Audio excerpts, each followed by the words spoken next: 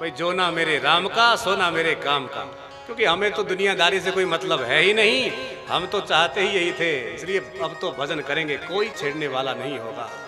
अब भरत जी मस्त जंगल में पड़े हैं। जब भूख लगी तो अनेक प्रकार के वृक्ष हैं लदे हुए फलों से, जहां जो मन किया वो खा लिया, खा करके नदियों में पानी बह रहा है, पानी पी करके सो गए।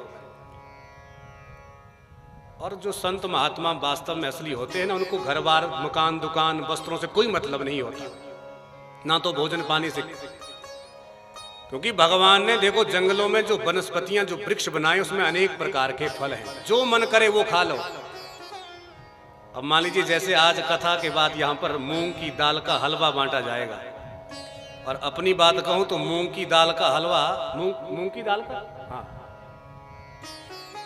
मैंने आज तक जीवन में एक ही बार खाया है, पर एक बार खाया है तो इतना बढ़िया लगा कि मुझे लगा कि उससे बढ़िया हलवा किसी भी चीज का नहीं होता, परंतु उसमें मेहनत बहुत होती है, मैंने सुना है मेहनत बहुत होती है। यदि आपने खाया हो तो आप जानते हो, जिसने नहीं खाया, परंतु मेरा अपना अनुभव है कि मूंग की दाल का हलवा सबसे बढ़िया। अब मान लीजिए हम तो गृहस्थी लोग हैं, मन कर लिया तो मूंग की दाल का हलवा बनाओ, आटे का बनवाओ, सूजी का, कुछ भी बना दो, परंतु संत महात्मा जो जंगल में रहते हैं ना, एक बार की बात, एक महात्मा जी का मन किया भाई आज हलवा खाया जाए।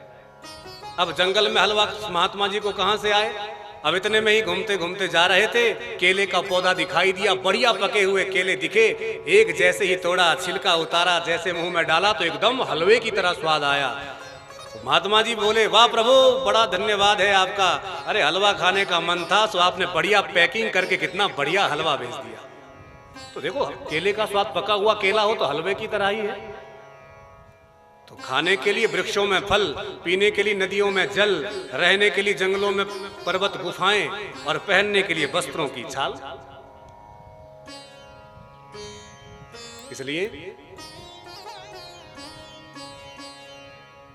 अजगर करे न चाकरी, पंछी करे न काम, दास मुलोका यूं कहे सबके दाता राम।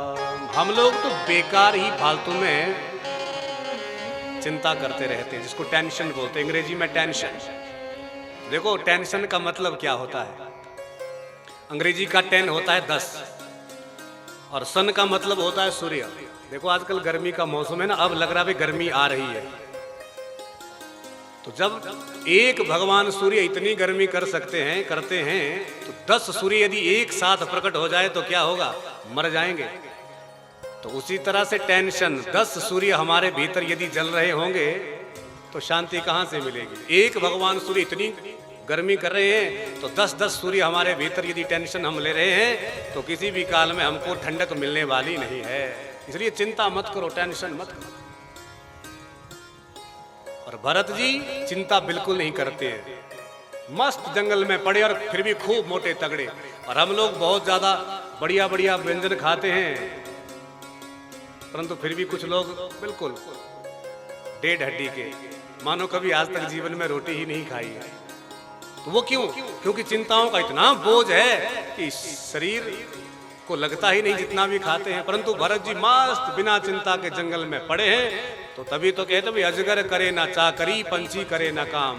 अजगर कभी किसी की नौकरी नहीं करते हैं, और देखो अजगर कितना मोटा होता है, क्योंकि भगवान ने संसार में सबकी व्यवस्था पहले ही कर रखी है। अजगर पानी में रहता है तो अजगर के भोजन की व्यवस्था भगवान वही करते हैं। पंछियों को कभी काम करते देखा है? नहीं देखा है, फिर भी पंछी जो कितने स्वस्थ मस्त होते हैं, बिल्कुल चुस्त फुर्तीले। तो अजगर करे ना चाकरी, पंछी करे ना काम, दास मलुका यूं कहे सबके दाता राम। वो रामचंद्र भगवान की जय हो। घर से भरत जी को निकाल दिया, भरत जी जंगल में रहने लगे। एक दिन जंगल में विश्राम कर रहे थे, तो उसी जंगल में एक कबीला है, कबीले में कबीले का जो सरदार है उसने देवी भद्रकाली से प्रार्थना की, हे देवी माँ, मेरे यदि बेटा होगा तो मैं आपको नरबलि दूंगा। और भगवत इच्छा से 9 महीने बाद उस सरदार के बेटा हुआ। सेवकों को भेजा, जाओ किसी भी नर को पकड़ करके लाओ बलि देने के लिए।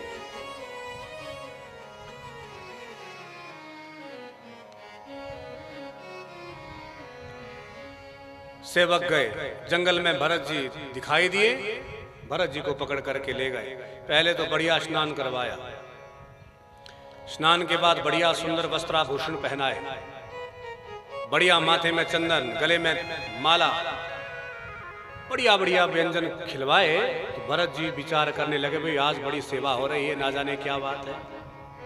अब जैसे ही सारी सेवाएं पूजाएं समाप्त हुई तो कबीले के सरदार ने तलवार निकाली, महाराज जी गर्दन झुकाओ, अब आपको मरना पड़ेगा। भरत जी विचार करने लगे, हे भगवान, अरे पहले तो इतनी सेवा की और अब ये मुझे मारना चाहते हैं। कोई बात नहीं भाई, हम संत महात्माओं के लिए तो ये देह एक पंचायती धर्मशाला है, इसलिए मरने से क्या डरना। हाथ जोड़ करके भरत जी झुक गए, आंख बंद कर ली, सामने ही काली माता की प्रतिमा है। जैसे ही कबीले के सरदार ने तलवार मारने के लिए उठाई तो सुखदेव जी राजा परीक्षित से बोले, राजन सहसोच्चाट स भद्रकाली देवी, भद्रकाली की प्रतिमा फट गई और उसमें से साक्षात भगवती काली प्रकट हो गई। बोल काली महामैया की जय हो। भगवती काली इतने क्रोध में भर गई, एक ही क्षण में कबीले के सरदार के हाथ तलवार छुड़ाई। जितने भी कबीले में लोग थे सबको एक ही क्षण में मौत के घाट उतार दिया, सरदार को भी मार दिया।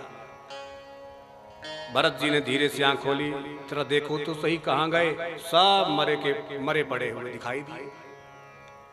सामने देवी भगवती काली खड़ी है, हाथ जोड़ करके देवी मां की भरत जी ने बड़ी दिव्य स्तुति की है। अगर कहीं मां के चरणों में मेरा भी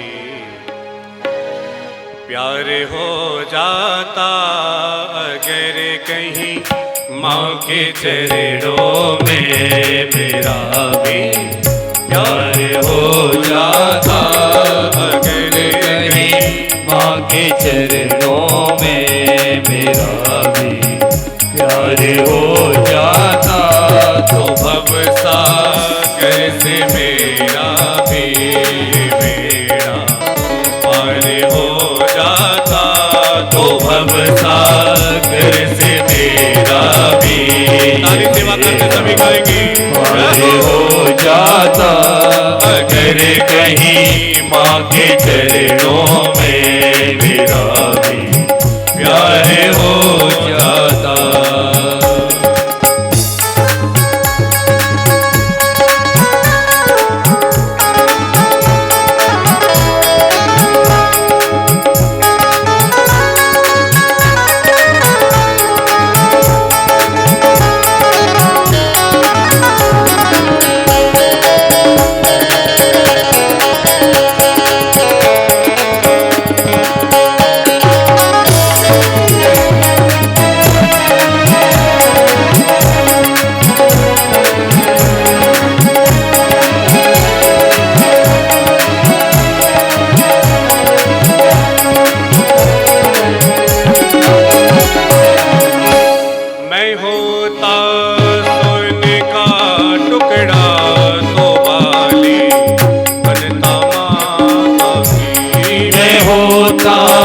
सोने का टुकड़ा तो बाली बनता माता की, तो बाली बनता माता की, तो बाली बनता माता की, तो बाली बनता माता की। मैं होता सोने का टुकड़ा तो बाली बनता माता की।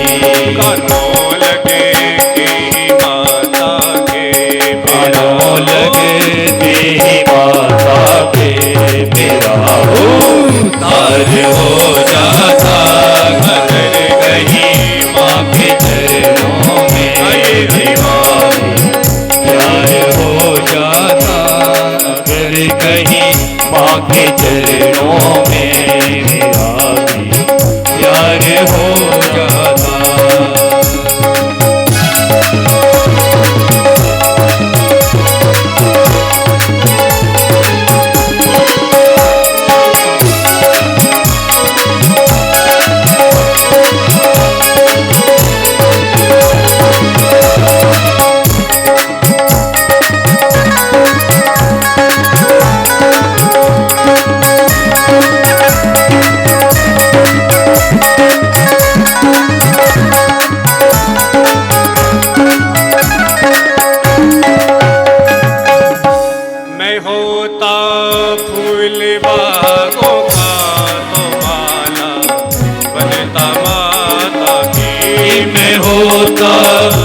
फूल बागों का तो माला बनता माता की, माला बनता माता की, माला बनता माता की, तो माला बनता माता की में होता फूल बागों का तो माला बनता माता की। गले लगे के ही माता के, गले लगे ही माता के मेरा उद्धार हो जाता, अगर कहीं माँ के चरणों में मेरा भी प्यार हो जाता, तो सब सा घर से मेरा भी मेरा पार हो जाता।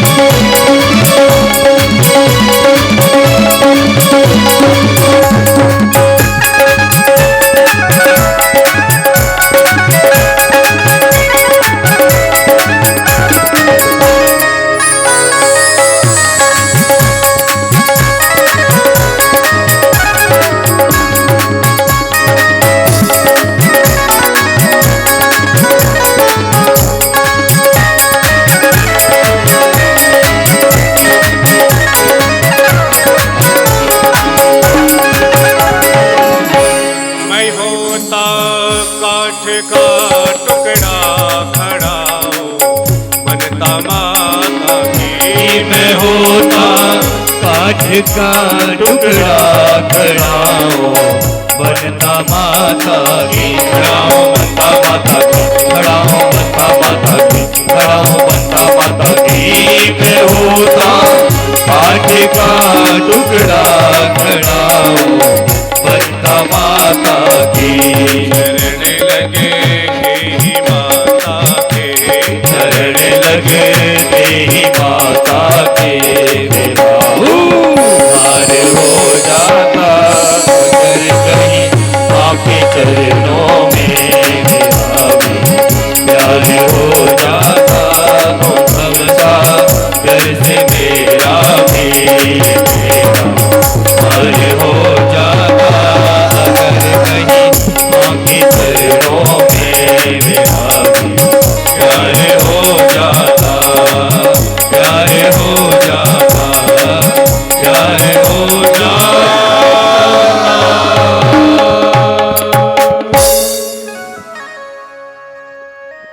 बोल जगदम्बा महारानी की जय हो।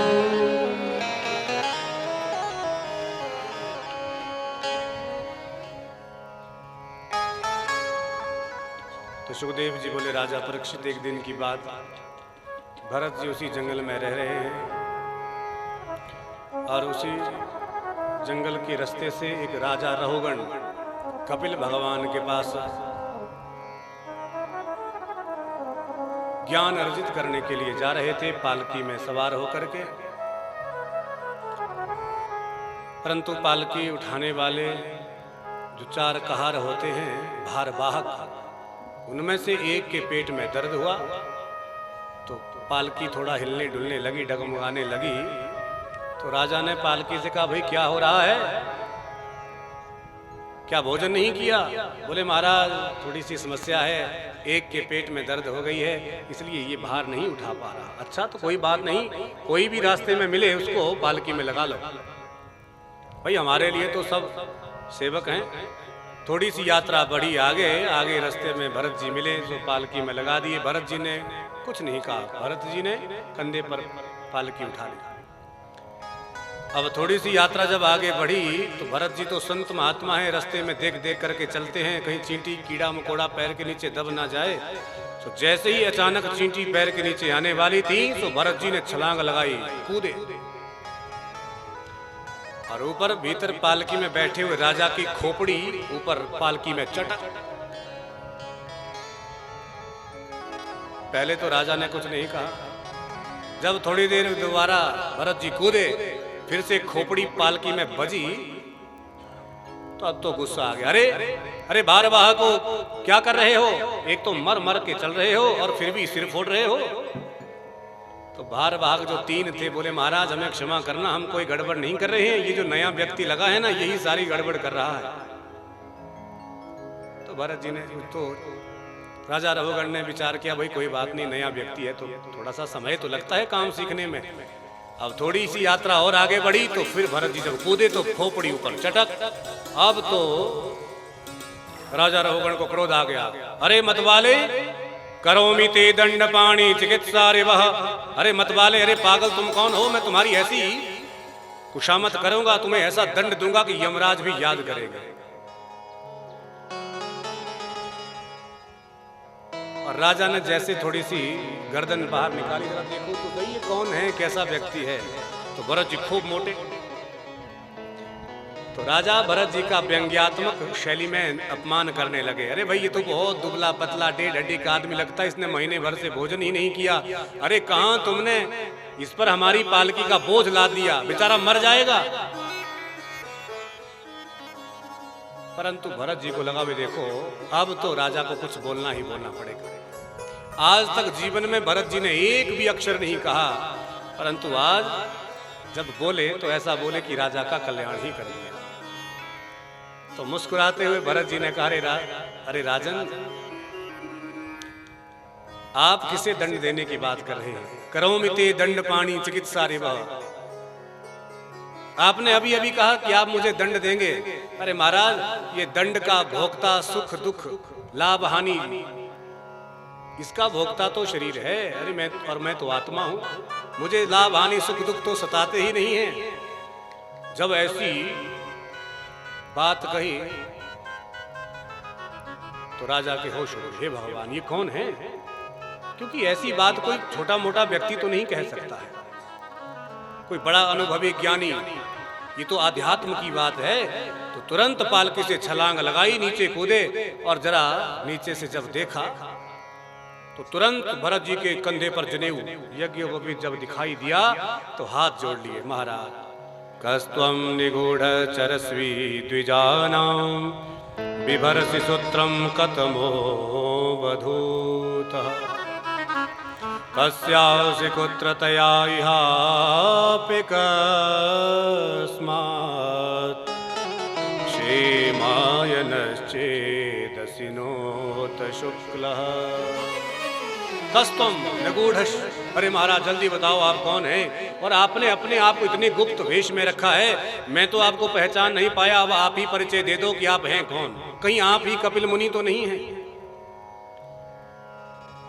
और महाराज मैं दुनिया में किसी से नहीं डरता।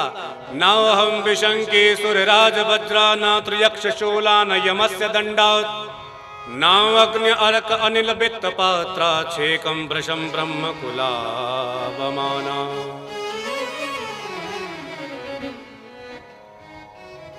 मैं देवराज इंद्र के वज्र से नहीं डरता, शिवजी के त्रिशूल से नहीं डरता, यम के दंड से नहीं डरता, परंतु महाराज यदि संसार में डरता हूं तो एक ब्राह्मण का अपमान करने से डरता हूं। ब्राह्मण का अपमान स्वप्न में भी हो तो उससे भी बहुत बहुत डरता हूं। इसलिए बताओ आपके कंधे पर जनेऊ हैं, मुझे लग रहा है आप कोई ब्राह्मण ही हैं, इसलिए बताओ आप कौन है महाराज। और एक बात मुझे और बताओ, आपने अभी अभी कहा कि ये सुख दुख लाभ हानि ये मुझे सताते ही नहीं है, तो थोड़ा सा 2 मिनट के लिए जरा ध्यान देना, क्योंकि कथा कई बार ऐसी गंभीर हो जाती है कि सिर के ऊपर से निकलती है, समझ में कुछ भी नहीं आता है। तो थोड़ा सा प्रयास करना यदि समझ सके तो। अभी अभी आपने कहा, भरत जी से कह रहे हैं राजा रघुगण कि लाभ हानि सुख दुख आपको सताता ही नहीं है। परंतु महाराज जहां तक मुझे जानकारी है, जो मैं समझता हूं, उदाहरण से समझा रहे हैं यहां पर पहले राजा रघुगण कि महाराज जैसे किसी ने अग्नि जलाई, आग के ऊपर बटलोई रखी, बर्तन, उसमें पानी डाला, तो क्या होगा? पहले तो अग्नि का ताप बर्तन को गर्म करेगा, फिर बर्तन का ताप पानी को गर्म करेगा, फिर उस पानी में आप चावल डाल दो तो क्या होगा? उन चावलों का भात बन जाएगा। तो महाराज आपने अभी अभी कहा कि सुख दुख लाभ हानि आपको सताते ही नहीं हैं, परंतु महाराज जैसे अब शरीर है, शरीर के भीतर इंद्रियां हैं, इंद्रियों के भीतर मन है, मन के भीतर आत्मा है, आत्मा के भीतर परमात्मा है। तो जैसे अग्नि से बर्तन गर्म होता है, बर्तन से पानी गर्म होता है, पानी से फिर चावलों में से भात बन जाता है, तो उसी प्रकार यदि इंद्रियों को, शरीर को कष्ट होगा तो इंद्रियों को भी कष्ट होगा, और इंद्रियों को कष्ट होगा तो मन को भी कष्ट होगा, और मन में यदि कष्ट होगा तो मन में बैठे हुए उस परमात्मा को भी तो कष्ट होगा, आत्मा को भी तो कष्ट होगा। फिर आपने ये कैसे कह दिया कि आपको सुख दुख लाभ हानि कष्ट सताते ही नहीं है? राजा रहुगण ने जब ऐसा दृष्टांत दिया तो पहले तो भरत जी जोर से हंसे और बोले, अरे राजन, तुम हो तो महामूर्ख, परंतु ज्ञानियों का संग करते करते ज्ञानियों जैसी भाषा बोलना सीख गए हो, परंतु ज्ञान ध्यान कुछ नहीं जानते। अभी अभी तुमने जो दृष्टांत दिया, भाई किसी ने अग्नि जलाई, फिर उसमें बर्तन रखा, पानी डाला, फिर चावल डाले, तो राजन ये जो तुमने दृष्टांत दिया ये सब वस्तुएं सा अवयव हैं, मतलब जिनको हम देख सकते हैं। अग्नि को देख सकते हैं, छू सकते हैं, वो जलाती है, बर्तन को छू सकते हैं, पानी को छू सकते हैं, चावलों को छू सकते हैं। तो ये सब जितने भी दृष्टांत आपने दिए, ये पदार्थ सारे सा अवयव हैं जिनको देखा जा सकता है। परंतु राजन, जिस आत्मा के साथ तुम इन पदार्थों को घटा रहे हो, क्या वो आत्मा किसी ने देखी है? वो नीली पीली काली भूरी कैसी है, उसका स्वरूप क्या है, वो किसी ने नहीं देखी है। इसलिए आत्मा निरअवयव है, उसका कोई स्वरूप है ही नहीं, और आत्मा को कभी कष्ट होता ही नहीं है। तो ये पदार्थ सब सावयव हैं जिनको देखा जा सकता है, और आत्मा निरअवयव है जिसको देखा बिल्कुल नहीं जा सकता। आत्मा आकाशवत है, जैसे खाली, जैसे हम यहां से देख रहे हैं तो एकदम खाली दिखाई देगा, और जितना ऊपर जाते रहेंगे आकाश इतना ही ऊपर चला जाता रहेगा। और यदि हम चाहें भाई आकाश को मुट्ठी में कैद कर ले तो किसी भी काल में ये संभव नहीं। उसी प्रकार आत्मा भी आकाशवत है, बिल्कुल खाली, उसका कोई स्वरूप है ही नहीं, वो निरअवयव है। इसलिए आत्मा को कष्ट थोड़ी होता है, ये तो सब शरीर को होता है। सुख और दुख का भोक्ता केवल शरीर है। जैसे हम लोग व्यवहार जगत में कहते भी फलाने ने आत्महत्या कर ली, तो वो आत्मा की हत्या थोड़ी होती है। आत्मा तो अजर अमर है, अविनाशी है, वो कभी ना तो मरता है ना जीता है। आत्मा पुलिंग है, हत्या तो केवल शरीर की होती है। हम सब लोग कहते हैं फलानी जगह ऐसा हो गया, आत्महत्या कर ली उसने, तो आत्महत्या, आत्मा की तो हत्या होती ही नहीं है, वो तो केवल शरीर की होती है। तब तो महाराज राजा रहुगण भी चरणों में गिर गए, बारंबार क्षमा मांगी। भरत जी बोले, भैया तुम तो ऐसे ही फालतू में बड़े भारी अभिमानी बन चुके थे, तुम तो एक छोटे से राज्य के राजा हो, मैं पहले पूर्व में चक्रवर्ती सम्राट रहा हूँ, और मेरे ही नाम से भारत वर्ष का नाम भारत पड़ा है। एक हिरण से आसक्ति हुई तो हिरण बनना पड़ा, उसके बाद आज तीसरा जन्म हुआ है, तब जाकर के भगवान का भजन करने बैठा हूँ। अभिमान कभी मत करो। बोलिए भरत जी महाराज की। सुन करके तो राजा परीक्षित बोले, महाराज अच्छा, तो मैंने सुना है नरक भी कहीं पर है, तो नरक कहाँ है महाराज? बोले, हाँ राजन, नरक धरती से 99,000 नीचे योजन नीचे संयमनीपुरी में है, और 28 प्रकार के नरक हैं। रौरभ, महारौरभ, कुंभिपाक, असितप्र, वज्रतुंड, पयोध, लालाभक्ष, वैतरणी आदि। और जो जैसा नीच कर्म करता है उसको उसी के अनुसार नरकों में यम के दूत भयंकर बड़ी बड़ी यातनाएं देते हैं। जब नरकों का वर्णन करने सुखदेव जी लगे, राजा परीक्षित डर गए, महाराज मुझे नरकों का वर्णन नहीं सुनना है। तो सुखदेव जी बोले, राजन डरने की कोई आवश्यकता नहीं, क्योंकि नरकों को मानवों के कल्याणार्थ ही परमात्मा ने बनाया है। राजा परीक्षित बोले, प्रभु वो कैसे? बोले, राजन मान लीजिए किसी ने अपराध कर लिया, किसी को मार दिया, और न्यायालय से सजा हो गई फांसी। भाई इसने व्यक्ति को मारा, इसे फांसी दे दो। अब यदि उस व्यक्ति की राष्ट्रपति जी से जान पहचान हो तो क्या होगा? राष्ट्रपति जी यदि चाहें तो उस व्यक्ति को मुक्त कर सकते हैं। क्यों? क्योंकि राष्ट्रपति के पास एक स्वच्छंद अधिकार होता है। यदि वो लिख दे भाई देखो इस व्यक्ति को छोड़ दिया जाए तो उस पर फिर कोई कानून कुछ नहीं कर सकता।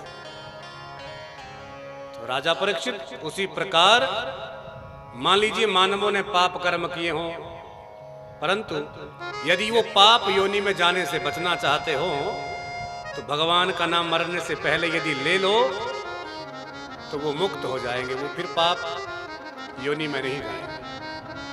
क्योंकि राष्ट्रपति की तरह ही परमात्मा का शासन भी है, राष्ट्रपति शासन।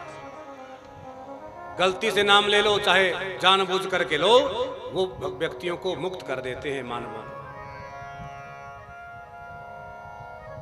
और इसीलिए तो नरकों को बनाया गया है ताकि जीव डरे, पाप कर्म ना करे।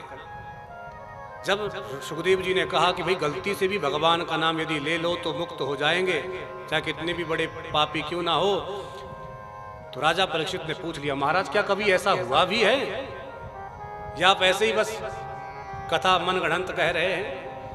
बोले राजन मैं तुमको प्रमाण देता हूं, आओ एक बार की बात। केचिद केवलया भक्त्या वासुदेव परायण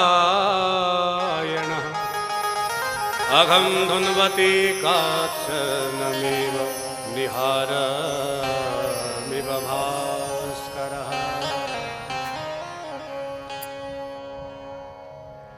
कान्यक कुब्ज कन्नौज की कथा।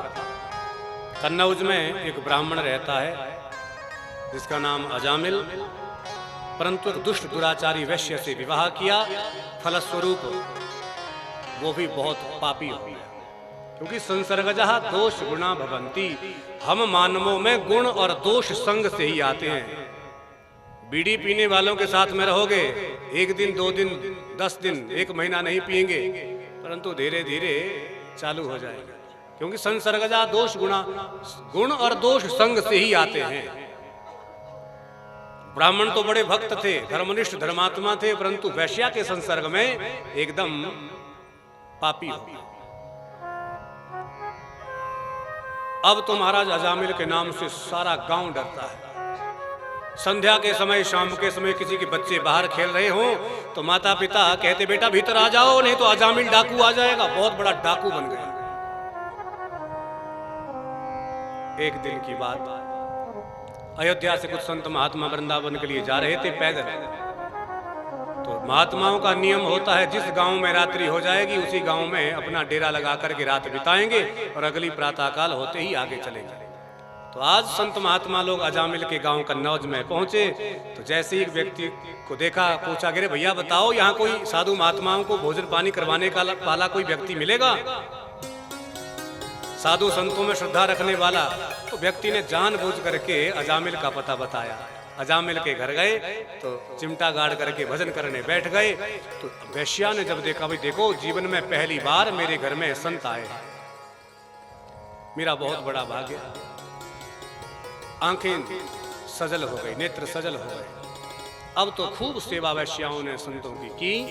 आधी रात को अजामिल बाहर से आया, जहां देखा अरे आंगन में संत महात्मा बैठे हैं तो महात्माओं पर बरस पड़े। अरे महाराज आपको किसने अनुमति दी हमारे आंगन में बैठने की, जाओ भागो। भीतर से जैसे ही वैश्या आई, जैसे ही इशारा किया महाराज मौन, तो महाराज डाकू अजामिल एकदम भीगी बिल्ली बन करके रह गया। और ये पक्की बात है, जो पुरुष लोग बैठे हैं ना, चाहे कितना भी बड़ा कोई डाकू हो, आतंकवादी ही क्यों ना हो, परंतु वो भी अपनी पत्नी से डरता ही डरता है। पत्नी से सब डरते हैं, पक्की बात है। तो अजामिल से सारी दुनिया डरती थी, परंतु वो भी अपनी पत्नी से डरता है। जहां इशारा किया महाराज मौन, तो एकदम अच्छा देवी आपने आज्ञा दी है? बोले हाँ महाराज हमने बिठाया है। अरे महाराज करो करो, खूब भजन करो, मस्ती से भजन करो। अजामिल भी भीतर चला गया। अब सुबह जब हुई, संत महात्मा जाने लगे तो वैश्याओं ने सब महात्माओं को प्रणाम किया। वैश्या ने महात्माओं को प्रणाम किया तो संत महात्माओं ने कहा भी देखो देवी, हम आपसे केवल एक बात चाहते हैं। तुम्हारे घर में पहले ही 6-7 बालक तो हो चुके थे पहले ही वैश्या के, और बेटी यदि अब की बार तुम्हारे संतान होगी, बालक होगा तो उसका नाम नारायण रखना, बस, बाकी कुछ मत करना। संत महात्मा तो गए, और वैश्या ने जब बालक को जन्म दिया तो बालक का नाम नारायण रख दिया। अजामिल भी बूढ़ा होता गया, बहुत पाप कर्म किए हैं, परंतु छोटे बालक से सबसे ज्यादा आसक्ति घर में होती है सबकी। सो अजामिल भी बात बात पर अपने बेटे को बुलाता, बेटा नारायण आओ, हम तुमको भोजन करवाएं, आओ बेटा नारायण तुमको स्नान करवाऊं। बात बात पर नारायण का नाम मुख से निकलता रहता था। एक दिन की बात, पलंग पर अजामिल सोया हुआ है, आंख बंद करके, और इधर धर्मराज ने अपने सेवकों को आदेश दिया, जाओ अजामिल की आयु पूरी हो गई, अजामिल ने बहुत पाप कर्म किए हैं, इसलिए अजामिल को जंजीरों में बांध करके नरक में डाल दो। जैसे ही धर्मराज ने आज्ञा दी, सो तुरंत 4 सेवक यमदूत आए और लोहे की जंजीरें लेकर के जैसे ही अजामिल के सामने प्रकट हुए, तो महाराज अजामिल तो वैसे खर्राटे बजा करके सो रहा था, तो अजामिल को लगा कि ये स्वप्न है, कि मैं स्वप्न में देख रहा हूं कि यम के दूत मुझे पकड़ने के लिए आ गए हैं, जंजीरों में बांध करके ले जाने वाले हैं। सो जहां भयभीत हुए तो एकदम छटपटा करके आंखें खोली, तो देखिए ये सपना नहीं, ये सच था। सामने 4 यमदूत खड़े हैं, लोहे की जंजीरें हाथ में लेकर के। जैसे ही यमदूतों को देखा तो एकदम अपने बेटे को पुकारा, दूरे क्रीडन कौसक्तं पुत्रं नारायणाभयं प्लावितेन स्वरेणोच्चैराजुहाव कुलेन्द्रियः। दूरे क्रीडन कौसक्तं, बेटा नारायण बचाओ। अपने बेटे को बुलाया, आवाज लगाई, तो सुखदेव जी राजा परीक्षित से बोले, राजन बेटा नारायण तो बहुत दूर खेल रहा था, बालक के कान तक तो आवाज नहीं पहुंची, परंतु जो वैकुंठवासी भगवान नारायण हैं उनके कान तक आवाज चली गई। जहां कहा कि नारायण बचाओ, तो तुरंत नारायण ने अपने 4 सेवक भेजे, पीले पीले वस्त्रों वाले, जाओ अजामिल खतरे में है, अजामिल की रक्षा करो। तो तुरंत भगवान के 4 पार्षद अजामिल के सामने प्रकट हो गए, और ये सारा दृश्य अजामिल अपनी फटी फटी आंखों से देख रहा था। हे भगवान, अरे ये कौन है? जैसे ही यमदूतों ने अजामिल को बांधना चाहा, सो भगवान के पार्षदों ने रोक लिया, भैया बिल्कुल हाथ मत लगाना। यमदूत बोले, क्यों महाराज आप कौन हैं? अरे हम तो यमदूत हैं, हमें यमराज जी ने भेजा है कि अजामिल ने पाप कर्म किए, ले आओ पापी को, हम तो ले जाने आए, तुम कौन हो?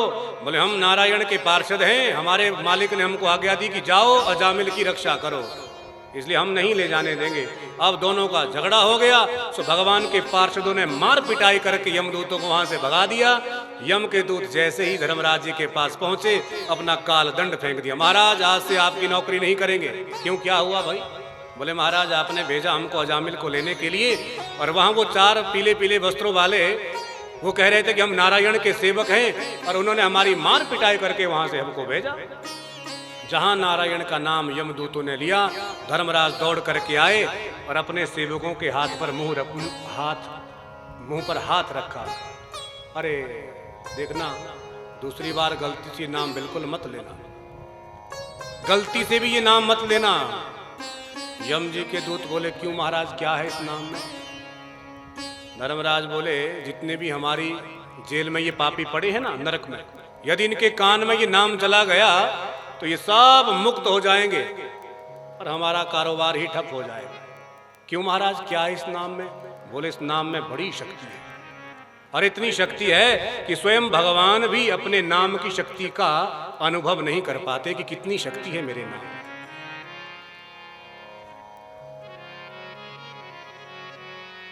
नाम की महिमा का बड़ा चमत्कार है।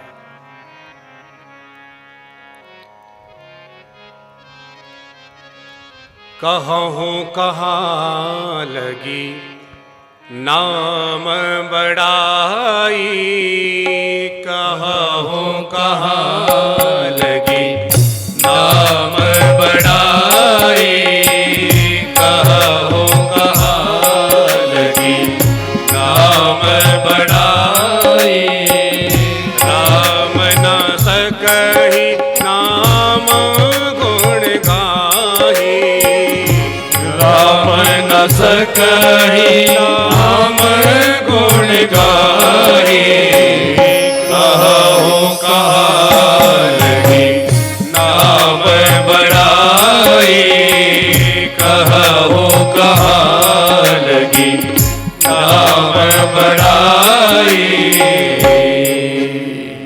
कहूँ कहाँ लगी नाम बढ़ाई। नाम की महिमा का ऐसा चमत्कार है कि स्वयं भगवान भी नहीं जानते कितनी शक्ति है भगवान के नाम में। राम न सकहि नाम गुण गाही, नाम गुण की महिमा का व्याख्यान तो स्वयं राम भी नहीं कर पाए। कब? जब समुद्र में पुल बांध रहे थे, जब खबर मिली सीता जी लंका में हैं, तो भगवान ने समुद्र पर सेतु बांधना आरंभ किया। भगवान की सेना में दो बंदर नल और नील, उनके पास ऐसी अद्भुत शक्ति थी, भगवान का नाम पत्थर पर लिख रहे हैं, जैसे ही पानी में छोड़ा पत्थर तैर रहे हैं। भगवान देख करके हैरान हो गए, भी देखो हमारे नाम की शक्ति का चमत्कार, पत्थर पर राम लिख रहे हैं और पत्थर तैर रहे हैं। तो भगवान ने विचार किया कि यदि इतनी शक्ति मेरे नाम में है तो मुझ में कितनी शक्ति होगी। तो भगवान ने एक पत्थर उठाया, पानी में फेंका, परंतु पत्थर डूब गए।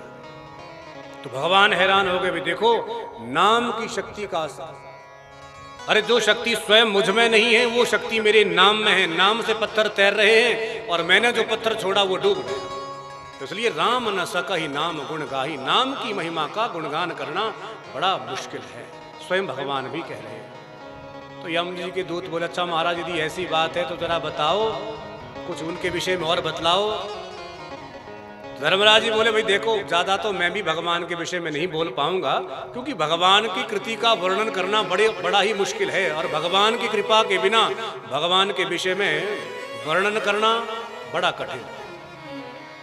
परंतु फिर भी हम 12 लोग हैं जो थोड़ा थोड़ा भगवान के विषय में जानते हैं। कौन कौन? स्वयंभू नारद शंभु कुमारः कपिलो मनु प्रहलादो जनको भीष्मो बलिर्व्यासकिर्वयम्। 12 लोग कौन कौन है? इनको द्वादश भागवत भी कहा जाता है।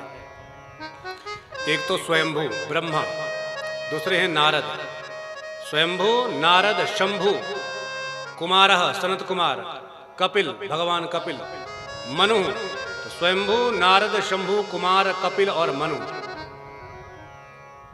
प्रहलादो जनको भीष्मो, प्रहलाद जी, जनक जी, भीष्म जी, बलिर्व्यासकिर्वयम् महाराज बलि, और अंत में अपना नाम का वयम, मैं धर्मराज 12वें स्थान पर मैं भी हूं, जो थोड़ा थोड़ा भगवान के विषय में जानते हैं, ज्यादा नहीं जानते हैं। तो धर्मराज जी के दूत बोले, अच्छा महाराज अब ये बताओ किसको यहां लाना और किसको नहीं लाना। नहीं तो महाराज आपने हमको वहां भेजा और वहां वो नारायण के दूत पहुंच गए और उन्होंने हमारी मार पिटाई करके हमको भेजा, इसलिए आज से ठीक ठीक बता दो कि किसको लाएं किसको ना लाएं। तब धर्मराज जी कहते हैं, जीवा न भक्ति भगवद गुण नामधेयम् चेतश्च न स्मरन्ति तच्चरणारविन्दम् कृष्णाय नो नमति यच्छिरे कदापि तान् पानय ध्वस्तो कृत विष्णु कृत्यान्। जीवा न भक्ति भगवद गुण नामधेयम्। भाई एक बात गांठ बांध लो, जिसकी जिह्वा से एक बार भी भगवान का नाम जीवन में नहीं निकला, जो व्यर्थ मेंढक की तरह जीवन भर टर्राती रही। मेंढक आपने बरसात में सुने होंगे कितनी आवाज करते, टर टर टर टर टर टर। तो उसी प्रकार से जिन मनुष्यों की जिह्वा जीवन भर व्यर्थ ही टर्राती रही, एक बार भी भगवान का नाम नहीं निकला, उन व्यक्तियों को निसंकोच यहां ले आना। और जिसने एक बार भी भगवान का नाम नहीं लिया, भगवान के चरणों में प्रणाम नहीं किया, तो उन ऐसे व्यक्तियों को यहाँ ले आना, बाकी किसी से हाथ मत लगाना। बोलिए भक्त वत्सल भगवान की हो। सुनकर के राजा परीक्षित बड़े प्रसन्न हुए और बोले, महाराज आपने मुझे जो ध्रुव जी का वंश सुनाया वो केवल आपने कहा कि प्रियव्रत, नाभि, ऋषभदेव, भरत जी हुए, उसके बाद आपने उनका थोड़ा वंश मुझे नहीं सुनाया, इसके बाद उनके वंश में और कौन है? तब सुखदेव जी बोले, राजन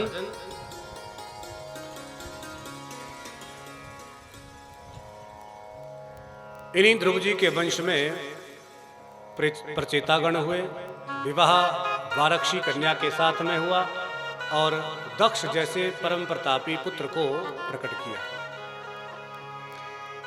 ब्रह्मा जी ने दक्ष को आदेश दिया, महाराज सृष्टि करो। सो दक्ष जी ने सृष्टि बढ़ाने के लिए 10,000 बालक पैदा किए। सबसे कहा, जाओ बेटा अपने लिए पत्नियां ढूंढो, विवाह करो। सब मार्ग में निकल गए पत्नियां ढूंढने के लिए। नारद जी मिले। नारद जी ने कहा, भैया देखो हमारा नाम है शादीलाल घर जोड़े, हम विवाह करवाने में माहिर हैं। अच्छा महाराज तो बताओ कहाँ कन्याएं मिलेंगी? नारद बोले, भैया विवाह तो मैं तुम्हारे एक साथ करवा दूंगा, वचन देता हूँ, परंतु पहले हमारे प्रश्नों का उत्तर दो। यदि पास हो गए तो विवाह करवाऊंगा, यदि फेल हो गए तो हमारे चेला बन करके रहना पड़ेगा। बोले ठीक है महाराज। तो नारद जी ने उन 10,000 बालकों को बड़े ही कूट प्रश्नों में उलझाया। बेटा बताओ दोनों तरफ बहने वाली नदी का नाम। बोले महाराज नहीं आता। अच्छा तो बताओ ऐसा पक्षी देखा है जो बड़ी विचित्र भाषा बोलता हो? बोले महाराज नहीं देखा। अच्छा तो बताओ कोई ऐसा दरवाजा देखा है जिसमें एक बार यदि व्यक्ति भीतर चला गया फिर कभी वापस नहीं आता है? बोले महाराज नहीं देखा। नारद जी बोले तो जीवन में तुम कुछ नहीं कर पाओगे, विवाह क्या खा करोगे? आओ हमारे चेला बनो। तो सबको ऊर्ध्वरेता ब्रह्मचारी बना दिया। दक्ष को जब पता चला, दक्ष ने फिर से 1000 पुत्र पैदा किए, सबको विवाह करने के लिए भेजा और नारद जी ने उन 1000 पुत्रों को भी उन्हीं कूट प्रश्नों में उलझाया, सबको ऊर्ध्वरेता ब्रह्मचारी बना दिया। तब नारद जी बोले, बेटाओं दोनों तरफ बहने वाली नदी का नाम है माया। मां मैंने नहीं, यह मैंने जो है ही नहीं। क्योंकि देखो माया ही संसार में हम सबका पालन पोषण कर रही है। माया का मतलब आज के समय में पैसा।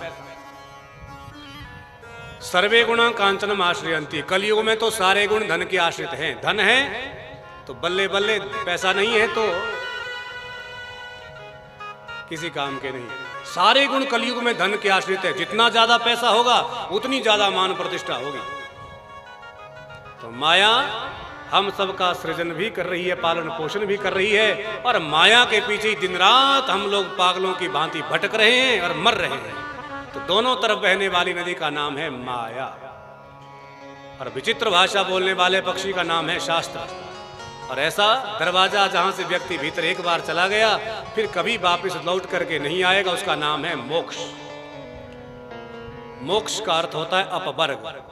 यदगत्वा न निवर्तन्ते। क्योंकि जिसका मोक्ष हो जाता है वो फिर आवागमन से ही छूट जाता है, उसका जन्म और मृत्यु फिर कभी नहीं होती है। दक्ष को जब पता लगा कि अरे हमारे 1000 बेटाओं को भी और ब्रह्मचारी बनाया, और अचानक नारद जी उसी समय उनके सामने आए, सो दक्ष ने हजारों गालियां नारद जी को दी।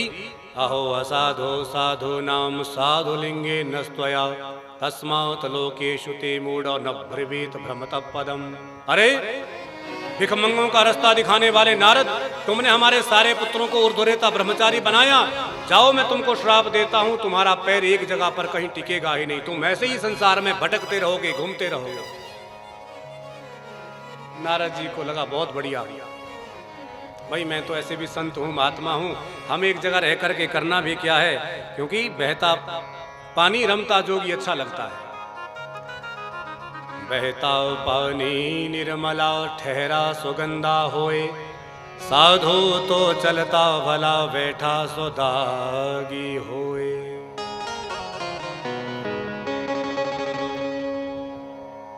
अब की बार 60 कन्याएं फिर से पैदा की। 60 कन्याओं में से 27 कन्याएं चंद्रमा के साथ ब्याही गई। अश्वनी, भरणी, कृतिका, रोहिणी, मृगशिरा, आर्द्रा, पुष्य, पुनर्वसु, अश्लेषा, सब 27 नक्षत्र चंद्रमा के साथ ब्याह हुए। 13 कन्याएं कश्यप जी को दी, जिनमें जैसे दिति, अदिति, दनु, काष्ठा, सुरसा, इला इत्यादि। इनमें से जो दिति है, दिति की एक कन्या हुई रचना। रचना के 2 बेटे हुए।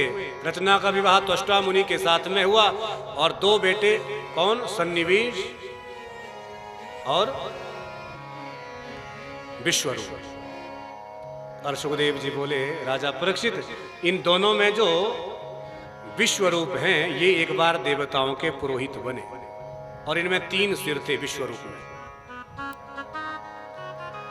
राजा परीक्षित सुनकर के पूछने लगे, महाराज एक बात जरा बताओ, मैंने सुना है कि देवताओं के पुरोहित बृहस्पति जी हैं, तो फिर ये विश्वरूप कब देवताओं के पुरोहित बने और क्यों बने, क्या कारण था?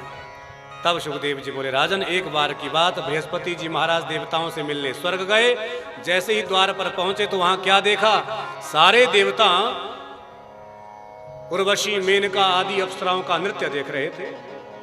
जैसे ही देवराज इंद्र की पड़ी, द्वार पर गुरुदेव खड़े हैं, तो एकदम नजर फेर लिए, भाई हमने इनको देखा ही नहीं। कई बार ऐसा होता है, हम लोग भी जब किसी को जिससे हमारी बनती नहीं हो ना, कहीं अचानक सामने मिल जाए तो एकदम नजरें फेर लेते, भाई हमने इनको देखा ही नहीं। तो देवराज इंद्र ने भी गुरुदेव को अनदेखा कर लिया।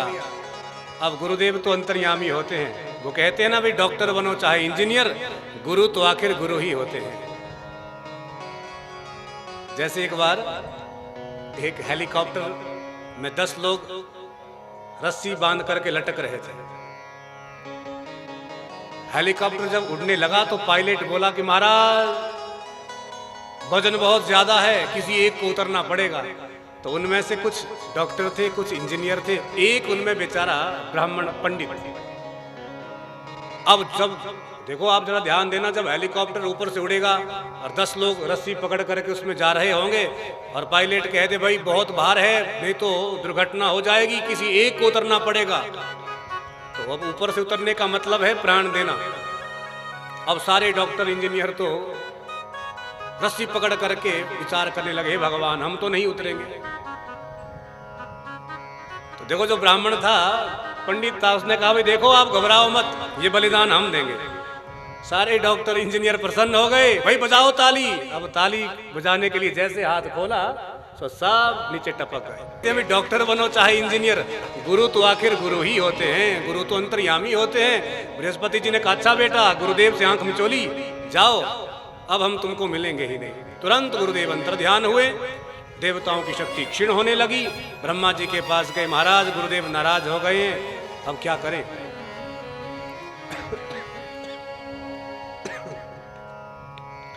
ब्रह्मा जी बोले, देवताओं जब तक तुम्हारे गुरुदेव प्रसन्न नहीं हो जाते जाओ, तब तक धरती पर एक बड़े ही विद्वान ब्राह्मण है जिनका नाम है विश्वरूप, उनको पुरोहित बनाओ, उनसे अपना काम चलाओ।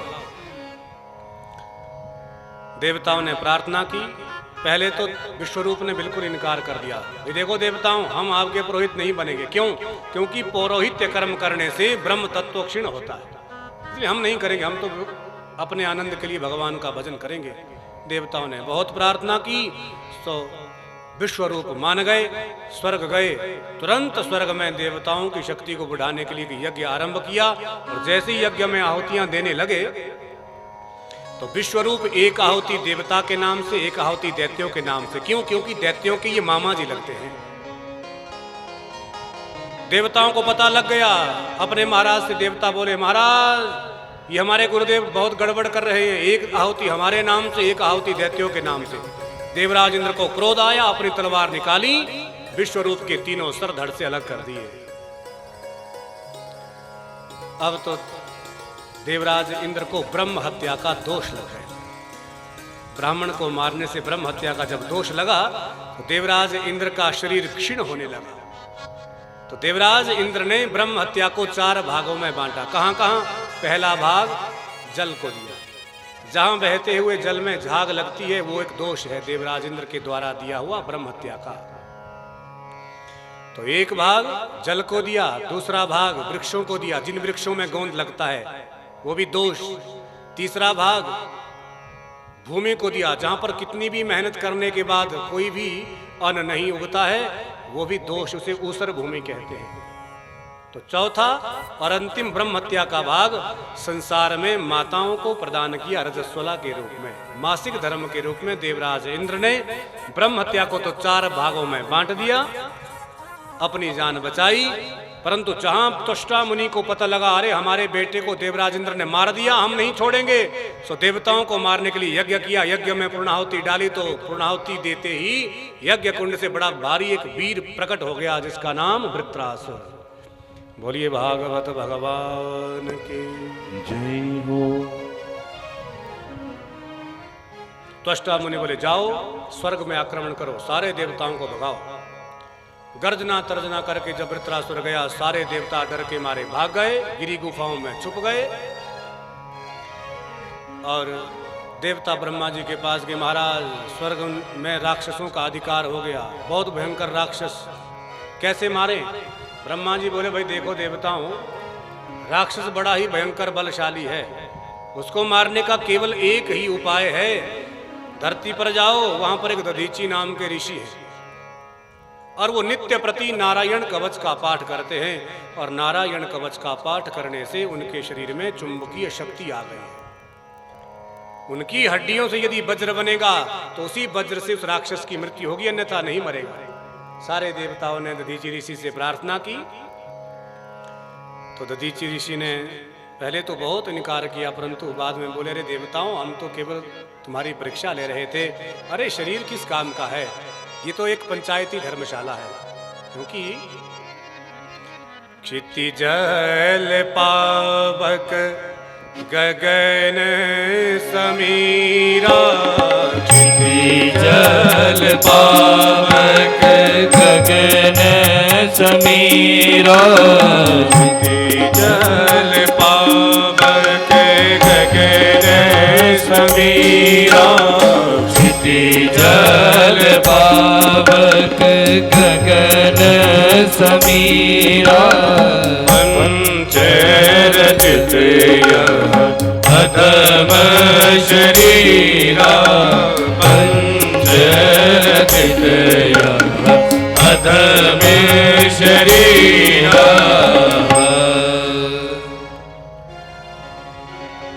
ये शरीर तो एक पंचायती धर्मशाला है। सो दधीची ऋषि के शरीर में नमक लगाया और गायों ने चाट चाट करके सारा मांस चाट लिया, केवल शरीर में हड्डियां शेष रह गई। हड्डियां विश्वकर्मा के पास देवता ले गए, विश्वकर्मा ने उससे बढ़िया सुंदर एक वज्र का निर्माण किया, प्राण प्रतिष्ठा करके जैसे ही देवराज इंद्र के हाथ में दिया, अब तो हाथी पर बैठ करके तुरंत देवराज इंद्र स्वर्ग में गए और वृत्रासुर को युद्ध के लिए ललकारा। वृत्रासुर जैसे ही लड़ने के लिए आया, देवराज इंद्र सावधान, मैं तुम्हें नहीं छोड़ूंगा। तो तुरंत पहला प्रहार जब देवराज इंद्र पर किया, हाथ से वज्र भी छूट गया, हाथी भी मूर्छित हो गया। सारे देवता डर गए, हे भगवान, राक्षस तो बड़ा भयंकर है। तो मुस्कुराते हुए वृत्रासुर कहता, देवराज इंद्र वज्र उठा लो, मुझे पता है मैं इसी से ही मरूंगा। तो बड़े ही शर्मसार होकर के देवराज इंद्र ने वज्र उठाया, हाथी पर हाथ फेरा, हाथी भी स्वस्थ हो गया। अब की बार जैसे ही वृत्रासुर ने प्रहार करना चाहा, तो तुरंत जैसे ही वज्र पर नजर पड़ी तो वज्र में बिहारी जी का दर्शन वृत्रासुर को हो गया। बोल वृंदावन बिहारी लाल की जय। क्यों? क्योंकि सुखदेव जी बोले, राजा परीक्षित, ये नारायण की शक्ति से ही वज्र बना है। नारायण कवच का पाठ करते थे दधीची ऋषि, सो फलस्वरूप भगवान नारायण की शक्ति उनकी हड्डियों में आ गई और उसी से ही ये वज्र बना है। और युद्ध भूमि में हाथ जोड़ करके वृत्रासुर भगवान की स्तुति करता है। क्या कहता है? अहम हरेर्तव पादैक मूल सारुदासो भवे भवेतास्मि भूयः हरे तव पादैकमूलम् आसानुदासो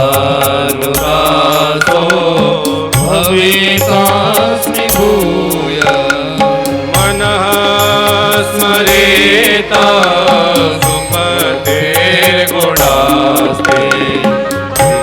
हेत्वा कर्म करोतु काय नानाकप्रेषं न च पारमेष्टं नानाकप्रेष्टं न च पारमेष्टं न सार्वभौमं न रसाधिपत्यं न योगसिद्धिं पुनर्भवं वा समञ्जसत्वा विरहय्यकांक्षे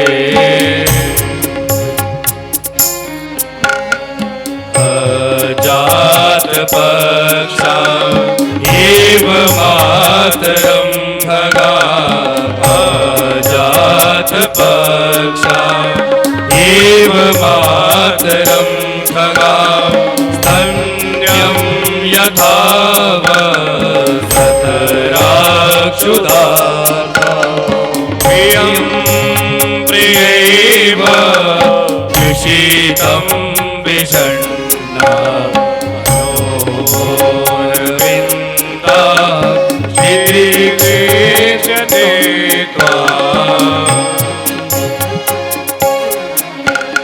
ममोदं शलोक जनेषु सख्यं संसारचक्रे भ्रमत स्वकर्मभिः जन्माययात्मा भजदार्गे स्वासक्तचेत जनानाथ गोया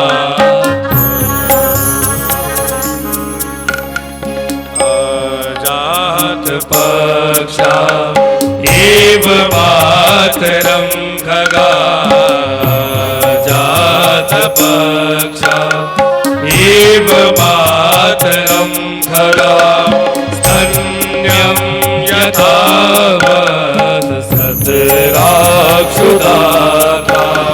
स्तन्यं यथावत् सतराक्षुधाता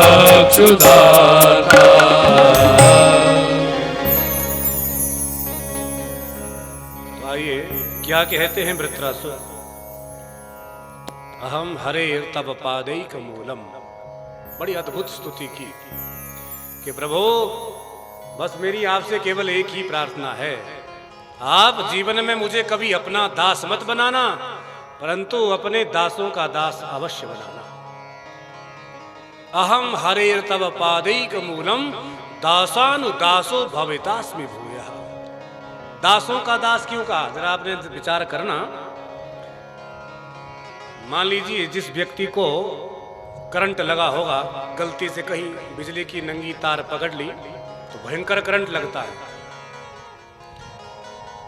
और यदि हम उस व्यक्ति को छुड़वाने जाएंगे तो क्या होगा, जितना भयंकर करंट उस व्यक्ति को लगा है तो हमको भी उतना ही करंट लगेगा। तो उसी प्रकार वृत्रासुर कहता है प्रभु मुझे अपना दास आप मत बनाना, परंतु अपने दासों का दास अवश्य बनाना। पर प्रभु जब भी संसार में मेरा जन्म हो तो आपकी भक्ति मुझे प्राप्त होती रहे। अजात पक्षा एवं मातरम खगा। और कैसी भक्ति हो, उदाहरण से कह रहे हैं प्रभु, जैसे चिड़िया के छोटे छोटे बच्चे होते ना घोंसले में, तो जब चिड़िया दाना लाने के लिए घोंसले से बाहर जाती है तो चिड़िया के बच्चे एकदम घोंसले में दुबक करके बिल्कुल शांत बैठे रहते हैं, कोई आवाज नहीं आती। और वो प्रत्येक क्षण में अपनी माँ का ही चिंतन करते रहते हैं कि कब हमारी माँ आएगी, कब हमारी माँ आएगी। तो उसी प्रकार मैं भी जीवन भर आपका चिंतन करता रहूं, पल पल में, क्षण क्षण में। भगवान बोले वृत्रासुर तुम्हारा दृष्टांत तो बड़ा सही है, परंतु भैया इसमें भक्ति भाव भी है, परंतु चिड़िया के बच्चे माँ की याद भय से कर रहे हैं, क्योंकि उनको डर लगा रहता है कोई उल्लू बिल्ली हमको खा ना ले। मैया आ जाती है तो जोर जोर से चीखने लगते, भैया मैया आ गई, अब घबराने की कोई आवश्यकता नहीं। इसलिए वृत्रासुर भक्ति तो है, थोड़ी भय की भक्ति है। वृत्रासुर कहता अच्छा प्रभु तो दूसरी पंक्ति सुनो, स्तन्यम यथा वत्सतरा क्षुधार्था। तो प्रभु जैसे एक गाय का बछड़ा, गाय जब चरने के लिए बन जाती है तो बछड़ा दिन भर खूंटे में बंधा बंधा रंभाता हुआ अपनी माँ की ही याद करता है कि कब मेरी माँ आएगी, कब मेरी माँ आएगी। तो उसी प्रकार मैं भी उस बछड़े की तरह आपकी याद करूं। भगवान बोले वृत्रासुर इसमें भक्ति तो है, परंतु भैया ये भूख की भक्ति है। बछड़े को भूख बहुत लगी है, माँ कब आएगी, और माँ जैसे आएगी तो बछड़ा दूध पी करके सो जाएगा, फिर उसको मतलब नहीं गैया कहीं भी चली जाएगी। अच्छा, तो वृत्रासुर कहता है तो प्रभु तीसरा दृष्टांत सुनो, प्रियम प्रियैव विश्वितम विषण्णा मनोरविंदाक्ष दिदृक्षते त्वा। प्रभु जैसे किसी कन्या का नया नया विवाह हुआ हो और वो कन्या अपने पति से बड़ा प्रेम करती हो, कन्या बिल्कुल भोली, बिल्कुल अनपढ़ गंवार, परंतु 1 महीने के बाद पतिदेव बोले देवी अब हम तो देखो नौकरी करने शहर जा रहे हैं, 10 दिन बाद लौटेंगे। तो कन्या कहती है महाराज 10 दिन कितने होते हैं मुझे तो पता ही नहीं, आप कब आएंगे, मुझे कैसे पता चलेगा। तो पतिदेव ने 10 रेखाएं दीवार पर खींची, कहा कि देवी आज हम जाएंगे, कल प्रातःकाल होते ही 1 मिटा देना, और रोज सुबह तुम जब उठोगी 1 मिटाती रहना, और जब ये सारी रेखाएं मिट जाएंगी उसी दिन हम आ जाएंगे। कन्या बोली महाराज बिल्कुल सही, ये तरीका मुझे समझ में आ गया। अब तो पहली सुबह हुई 1 रेखा मिटाई, दूसरी सुबह हुई दूसरी मिटाई, तीसरी हुई तीसरी मिटाई, होते करते जब 9 रेखाएं मिटा दी, अंतिम 10वीं शेष रह गई। अब तो दिन रात वो कन्या विचार करने लगी, बस कब ये रात्रि होकर के सुबह होगी, और जैसे ही सुबह होगी मैं सबसे पहले उठ करके ये रेखा मिटाऊंगी, और उसी समय मेरे पति देव आ जाएंगे। रात दिन वो कन्या अपने पति का चिंतन कर रही है। तो प्रभु उसी प्रकार मैं भी उस कन्या की तरह आपका चिंतन करूं। भगवान सुन करके मंत्र मुग्ध हो गए, प्रसन्न हो गए, भाई वाह वृत्रासुर ये दृष्टांत तुम्हारा बहुत बढ़िया लगा। प्रियम प्रियैव विषितम विषण्णा मनोरविंदाक्ष दिदृक्षते त्वा। हे अरविंदाक्ष उसी प्रकार उस कन्या की तरह मैं आपका ध्यान करूं। भगवान बोले तथास्तु, वृत्रासुर जाओ हमने तुमको दिया। भगवान अंतर ध्यान हुए, वृत्रासुर का राक्षसी अभिमान जागा, इंद्र सावधान। सो इंद्र को मुंह फाड़ करके वृत्रासुर खा गए, पेट में भर गए। सारे देवता भाग गए, अरे भैया दैत्य बड़ा बलशाली है, हमारे महाराज को ही खा गया। तो सुखदेव जी बोले राजा परीक्षित हाथ में वज्र था, बिहारी जी की उस पर कृपा थी, सो 1 वर्ष लगा देवराज इंद्र को राक्षस की नसें काटने में। 1 वर्ष के बाद राक्षस की मृत्यु हुई और पेट फाड़ करके देवराज इंद्र बाहर निकले, राक्षस की मृत्यु हुई। वो लक्ष्मी नारायण भगवान की जय हो। तो ये राक्षस पूर्व जन्म में चित्रकेतु नाम का राजा था। 100 पत्नियां थी, किसी की भी संतान नहीं थी, सबसे छोटी रानी की बेटा हुआ। अन्य रानियों ने उसे जहर दे करके मार दिया। रोने लगा, नारद जी आए, जीवात्मा पश्य भद्रंते मातरम पितरम चते। नारद जी ने मरे हुए बालक में जीवात्मा का आग संचार किया, जीवात्मा जीवित हो गया। चित्रकेतु ने जहां अपने बेटे को हृदय से लगाना चाहा, तो बालक ने रोक लिया। कस्मिन जन्मनि मह्यम मातरम पितरो भवान, कौन से जन्म के पिता हो बताओ, पहले परिचय दो।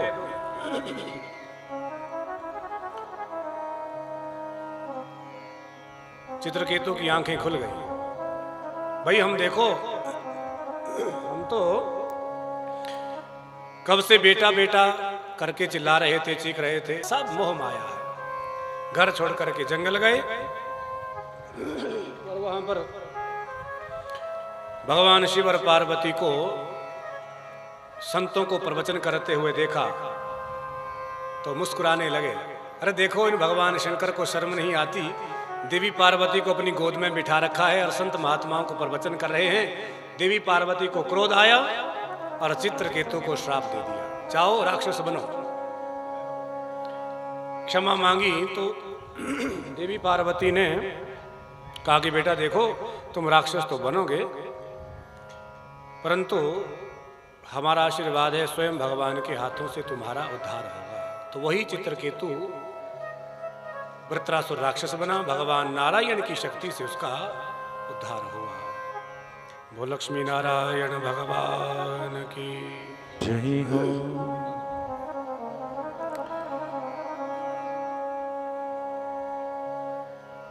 अब राजा परीक्षित सुखदेव जी से बोले कि प्रभु, आपने जितनी भी अभी तक मुझे कथाएं सुनाई,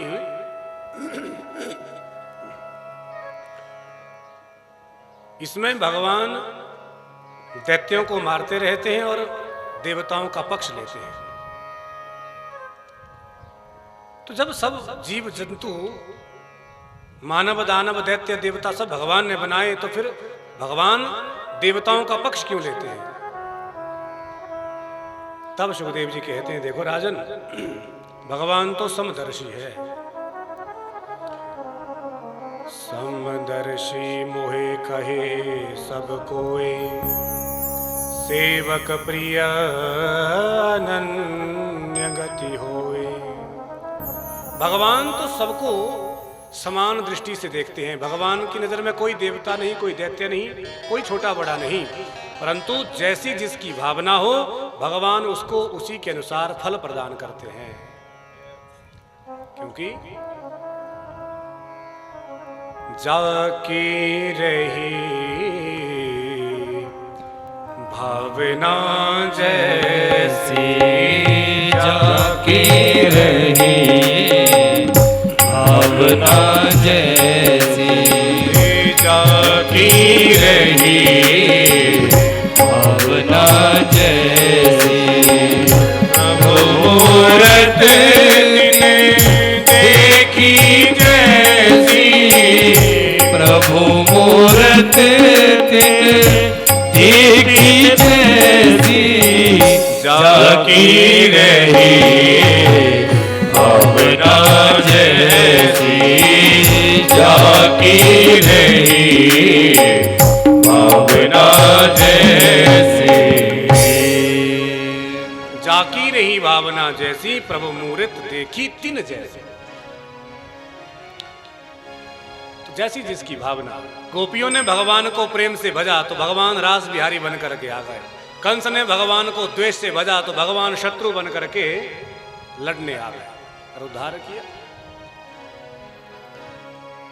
और राजन, ऐसा बिल्कुल भी नहीं है कि भगवान देवताओं का ही पक्ष लेते हैं, दैत्यों को मारते रहते हैं। अरे 12 जो भागवत के परम प्रिय भक्त हैं ना, उन 12 भक्तों में 2 भक्त राक्षस खानदान के भी हैं, जिनको 12 भागवत भट्ट कहा जाता है। तो इन 12 भागवत भट्टों में 2 भगवान के जो भक्त हैं वो राक्षस कुल के हैं। वो कौन कौन? महाराज प्रहलाद और महाराज बलि। राजा परीक्षित ने कहा, महाराज सत बताओ भगवान ने कैसे इन पर कृपा की? तब सुखदेव जी कहते हैं, यदा देवेषु वेदेषु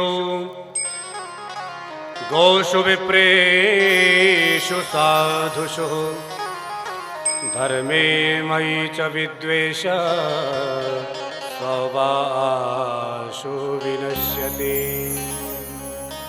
यदा देवेषु वेदेषु, भगवान कहते हैं कि जब जब देवताओं की मर्यादाओं का उल्लंघन होगा, वेदों का अपमान होगा, गायों का अपमान होगा, ब्राह्मणों का तिरस्कार होगा, तब तब मैं धरती का भार उतारने के लिए धराधाम पर अवतार धारण करूंगा।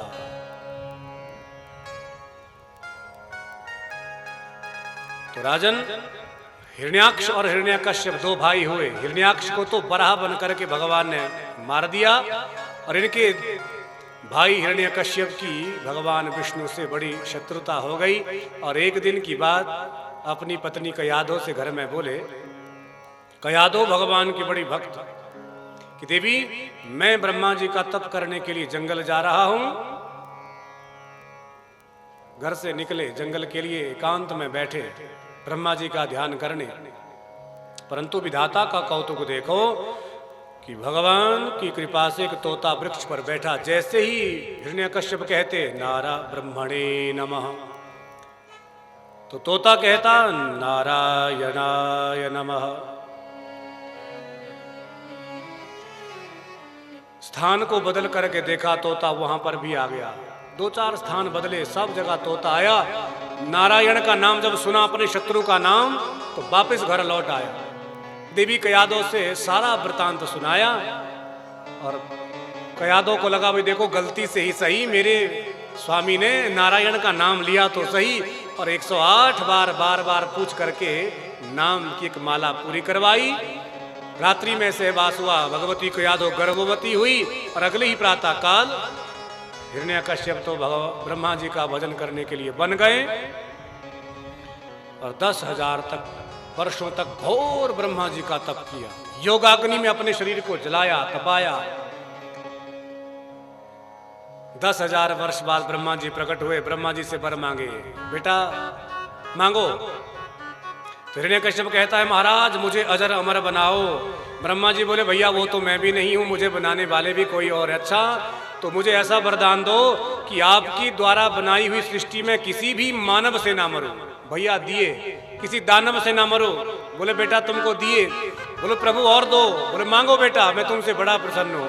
प्रभु ऐसा वरदान दो, मैं भीतर मरूं ना बाहर मरूं, ऊपर मरूं ना नीचे मरूं, अस्त्र से मरूं ना शस्त्र से मरूं, दिन में मरूं ना रात में मरूं, 12 महीने में किसी भी महीने में ना मरूं। ब्रह्मा जी बोले भैया सारे वरदान दिए, कितना मांगेगा। वरदान पाकर के बड़ा प्रसन्न हुआ। 10,000 वर्ष बाद लौटा। कालांतर में बालक ने जन्म लिया, क्योंकि कयाधो को नारद जी ने आशीर्वाद दिया था कि बेटी जब तक तुम ना चाहोगी तब तक तुम अपने गर्भ के बालक को बाहर मत करना। देवराज इंद्र ने बालक को गर्भ में ही मारने का प्रयास किया, सो नारद जी ने कयाधो को अपने साथ अपनी कुटिया में रखा और कयाधो ने नारद जी से भगवान की बड़ी कथा सुनी।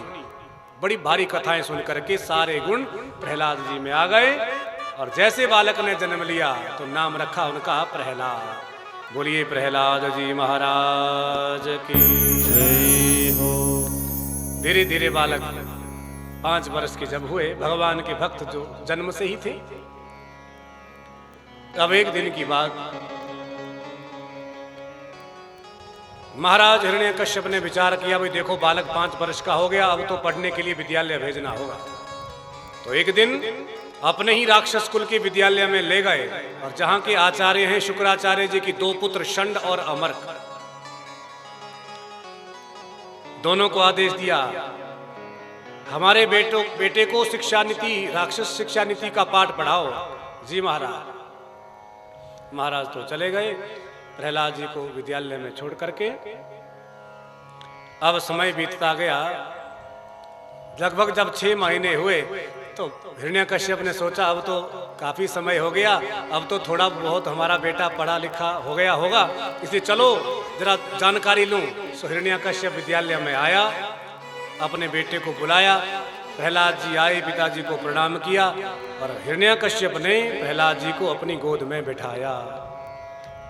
एकदा सुरराट पुत्रम अंकमारोप्य लालयन् प्रपच्यत कथ्यता मत्स मन्यते साधु यद् भवा। बेटा 6 महीने हो गए, जरा कोई एक आधी अच्छी सी बात बताओ। तो देखो प्रहलाद जी कितनी सुंदर बात कहते, पिताजी अच्छी पूछिए तो अच्छी ही बताऊंगा। हाँ बेटा बताओ। पिताजी तत्साधु मन्ये सुरवर्य देहिना सदा समुद्रक निधिया सदग्रहा हित्वा त्वपातं गृहमन्धकोपं वनं गतो यद्धरिमाश्रयेतः। पिताजी 6 महीने में मैंने एक ही अच्छी बात सीखी है कि ये संसार एक घनघोर कुआं है, बहुत गहरा गड्ढा, और हम सब इसमें अंध परंपरा से गिरते चले जा रहे हैं। जैसे अंध परंपरा किसे कहते हैं? जैसे बहुत सारे अंधे जब एक पंक्ति में चलते हैं ना, सबसे आगे चलने वाला भी अंधा, सबसे पीछे चलने वाला भी अंधा, तो वो सब एक दूसरे का सहारा लेकर के चलते हैं। तो अचानक कहीं सबसे आगे वाला अंधा गड्ढे में गिर जाए, आवाज आई धम, तो पीछे वाला अंधा एकदम रुक जाता है। भैया क्या बात है, कुछ आवाज आई, लगता है आगे कोई खतरा है। अब गड्ढे में गिरे हुए अंधे ने सोचा भाई अब हम तो गड्ढे में गिर ही गए हैं, तो क्यों ना इसको भी गड्ढे में गिरने दें। तो बोला नहीं नहीं भैया रास्ता एकदम ठीक ठाक है, चले आओ। अब दूसरा अंधा जब आगे बढ़ा तो वो भी गड्ढे में गिरा, धम। तीसरा बोला भैया लगता है आगे खतरा है, आवाज आई, रास्ता ठीक ठाक तो है। अब दूसरे अंधे ने सोचा भाई इस पहले वाले ने हमें नहीं बताया तो हम इसको क्यों बताएं, नहीं नहीं भैया चले आओ। तो तीसरा अंधा भी गड्ढे में, धम। तो सब अंधे धम धमा करके गड्ढे में गिर गए। तो इसीलिए कहते हैं कि अंधा यथा अंधा भुवनीय माना, उसी परंपरा से हम भी संसार के इस गड्ढे में गर्क में गिर रहे हैं। यहां से निकलने का केवल एक ही उपाय है, और वो उपाय है भगवान का नाम। इसलिए एक बड़ा सुंदर भाव है, 2 पंक्तियां गा ही लेते हैं। पहला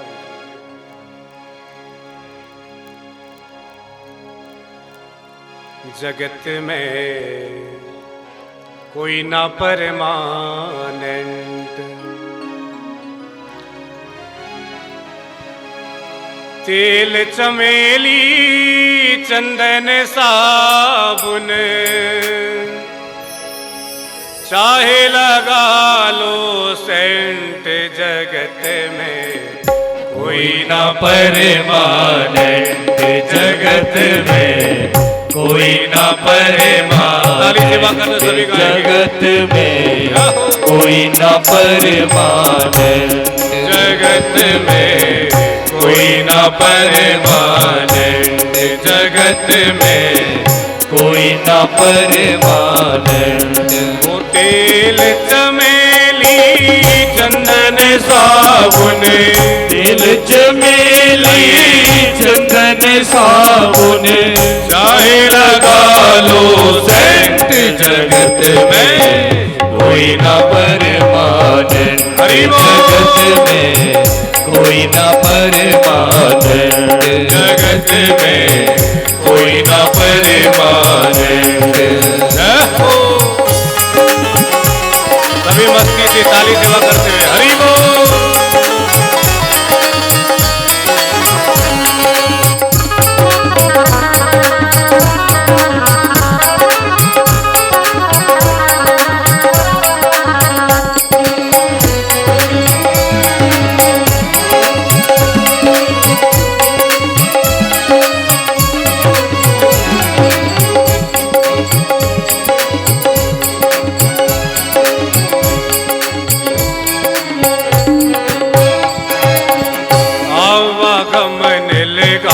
दुनिया में जगते है रेस्टोरेंट, हो प्यारे जगते है रेस्टोरेंट, हो दुनिया में जगते है रेस्टोरेंट, हो प्यारे जगते है रेस्टोरेंट, हो प्यारे जगते है रेस्टोरेंट।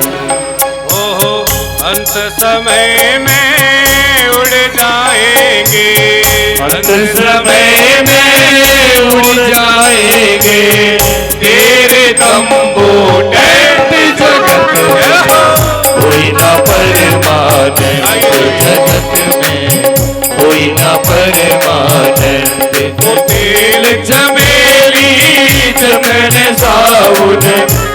चमेली चंदन साबुन चाहे लगा लो सैंध जगत में कोई न परमानंद जगत में कोई न परमानंद जगत में कोई न परमानंद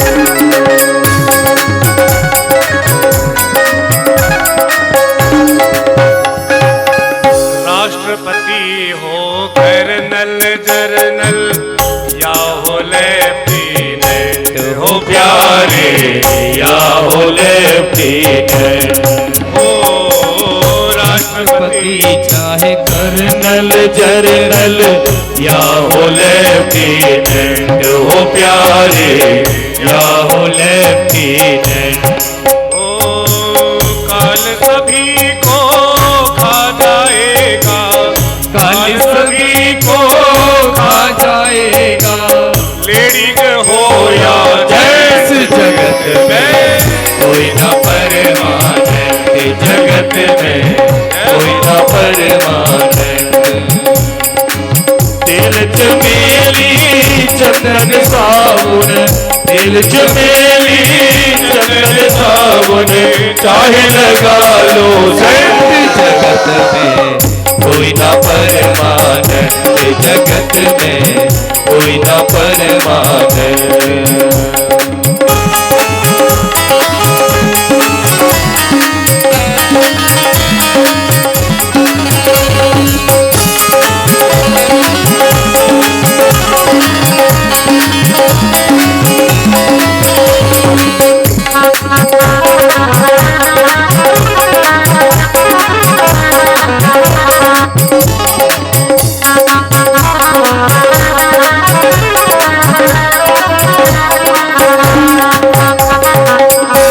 हरिद्वार चाहे काशी मथुरा घूमो दिल्ली कैंट हो प्यारे घूमो दिल्ली कैंट ओ हरिद्वार चाहे काशी मथुरा घूमो दिल्ली कैंट हो प्यारे घूमो दिल्ली कैंट मन में नाम प्रभु का राखे मन में नाम प्रभु का राखे धोती पहनो या बैंड जगत में कोई न परमानंद जगत में कोई न परमानंद दिल चमेली चंदन साबुन दिल चमेली चंदन साबुन चाहे लगा लो सैंध जगत में कोई न परमानंद जगत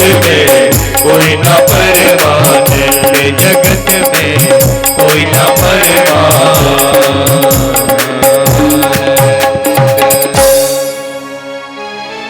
बोल भक्त वत्सल भगवान की जय हो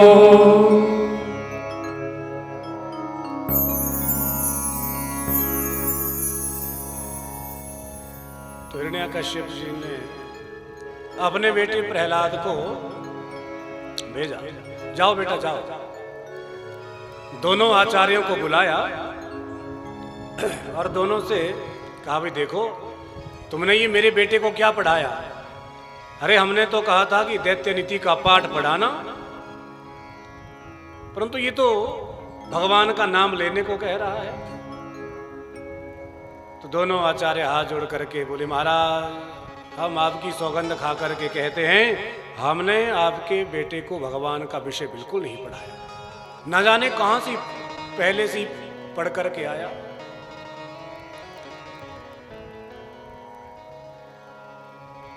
वापिस गए, लगभग 6 महीने बाद दोबारा आए, फिर अपने बेटे को बुलाया, पूछा बेटा बताओ, अब तो 1 वर्ष हो गया, अब तो तुमने बहुत सारी बातें अच्छी अच्छी सीख ली होंगी, बताओ कोई फिर से। अब तो देखिए प्रहलाद जी ने अपने पिता को नवदा भक्ति का ही उपदेश दे दिया। श्रवणम कीर्तनम विष्णु स्मरणम पाद सेवनम अर्चनम वंदनम दास्यम सख्यम आत्मनिवेदनम। पिताजी, भगवान का भजन 9 प्रकार से किया जा सकता है। श्रवणम सुन करके, कीर्तन करके, स्मरणम स्मरण करके, पाद सेवनम अर्चनम वंदनम दास्य और सख्य आत्मनिवेदनम। अब तो महाराज हिरण्यकश्यप को बड़ा क्रोध आया, अपने बेटे को गोद से धक्का दे करके भगाया और बड़ी बड़ी भयंकर यातनाएं दी, पर्वत से गिराया, अग्नि में जलाया, परंतु प्रहलाद जी का बाल भी बांका नहीं हुआ। क्यों? जाको राखे साइया मार सके न कोई। भगवान जिसके पक्षधर हों, चाहे कितना भी बड़ा बैरी क्यों ना हो, बाल भी बांका नहीं कर सकता है। अब तो एक दिन की बात, सुखदेव जी बोले राजा परीक्षित, प्रहलाद जी विद्यालय में मित्रों के साथ खेल रहे थे, दोनों गुरुदेव विद्यालय से कहीं बाहर गए तो प्रहलाद जी ने सबको बुलाया और अपने साथ ऐसा सुंदर भगवान का गीत गवाया। सारे छोटे छोटे बालक सब मस्ती से गीत गाने में झूम गए। और सब मस्ती से क्या गा रहे हैं? हो राधा राधा कृष्ण राधा राधा राधा कृष्ण राधा राधा राधा कृष्ण राधा। हो राधा राधा कृष्ण राधा राधा राधा कृष्ण राधा। गोविंद गोविंद गोपाला मुरली मनोहर नंदलाला। गोविंद गोविंद गोपाला मुरली मनोहर नंदलाला। गोविंद गोविंद गोपाला मुरली मनोहर नंदलाला। गोविंद गोविंद गोपाला मुरली मनोहर नंदलाला। गोविंद गोविंद गोपाला मुरली मनोहर नंदलाला। गोविंद गोविंद गोपाला मुरली मनोहर नंदलाला। राधा राधा कृष्ण राधा राधा राधा कृष्ण राधा। देखिए इतना बढ़िया सुंदर कीर्तन हो रहा है, अचानक दोनों आचार्य बाहर से आए। देखा, अरे पहले तो भगवान की भक्ति का भूत केवल एक अकेले प्रहलाद में था, अब तो सारे विद्यार्थियों को लग गया। चलो महाराज को बताएं। सारी घटना महाराज को बताई। महाराज गजब हो गए, अब तो सब में लग गई। अब तो क्रोध में भरकर तलवार लेकर के जैसे ही हिरण्यकश्यप विद्यालय के द्वार पर पहुंचा तो वहां पर क्या देखा? सारे विद्यार्थी मस्ती से गा रहे थे, गोविंद मेरो है गोपाल मेरो है। गोविंद मेरो है गोपाल मेरो है। गोविंद मेरो है गोपाल मेरो है। श्री राधा रमण नंदलाल मेरो है। श्री राधा रमण नंदलाल मेरो है। श्री राधा रमण नंदलाल मेरो है। श्री राधा रमण नंदलाल मेरो है। मेरो है गोपाल मेरो है।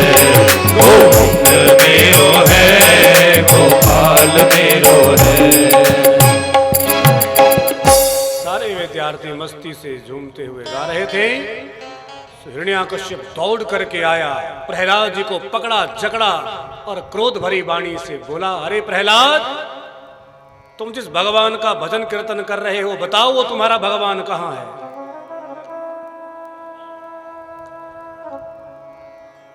तो प्रहलाद जी बड़े प्रेम से हाथ जोड़ करके पिताजी से बोले, पिताजी मेरा भगवान तो संसार के कण कण में विद्यमान है।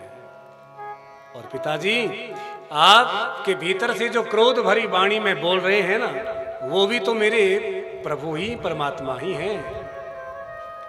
अब तो सुन करके हिरण्यकश्यप को ज्यादा और भी क्रोध आ गया और बोला, प्रहलाद प्रेष्यामास ब्रह्मपस्थितमन्तिके